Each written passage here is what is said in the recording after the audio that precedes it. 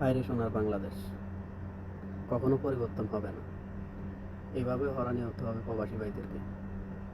সবাই ভিডিওটা দেখবেন আর অবশ্যই শেয়ার করে দেবেন যেন অন্য প্রবাসী ভাইরাও দেখতে পারে। মতো করে দেবে। আমার একটা মোবাইলের দাম হচ্ছে বাংলা 7,000 টাকা করে, 7,000 টাকা করে। একটা মোবাইলের ট্যাক্স চাইতেছে 25,000 টাকা করে, 50,000 টাকা। বুঝছেন?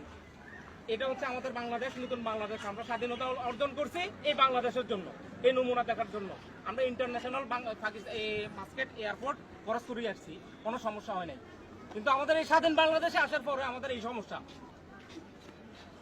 আমার ইয়ে দেখেন, গাইড দেখেন, আগে বলছে যে খোলার আগে বলছে আমার গাইড আগের মতো করে দেবে, রিপেয়ারিং করে দিবে। কিন্তু আমার গাইড এইভাবে দিয়ে দিছে আমারে। আপনারা বলেন এটা কি ঠিক হয়েছে? দুইটা ফোনের জন্য 50,000 টাকা ট্যাক্স চাইতেছে। একটা ফোনের দাম 7,000 টাকা। এটা কি হয়? এটা স্বাধীন বাংলাদেশ? এই জন্য স্বাধীন করছেন বাংলাদেশ আপনারা? এটা তো চট্টগ্রাম এয়ারপোর্ট না?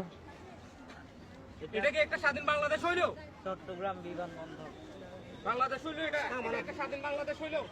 একটা ফোনের জন্য আমার ইউজ করা ফোন আনা যাবে, ইউজ করা ফোনের জন্য 25,000 টাকা ট্যাক্স চাইতেছে। এটা কোন ধরনের বাংলাদেশ? কেন স্বাধীন করছেন আপনারা ভাই? এটা তো একেবারে উচিত হয় না। কেন স্বাধীন করছেন? আর আমার ব্যাগ দেখেন, আমার ব্যাগ কি করছে? ব্যাগটা একেবারে খুললে তো সব সরকার ব্যাগটা দেখেন কি করছে, কি করছে ব্যাগটা। এটা তো রিফারিং করে দিব বলি তো এইভাবে ছাড়িয়ে দিছে আবার। রিফারিং করে দিব বলে এইভাবে সাইডা দিছে। ওকে।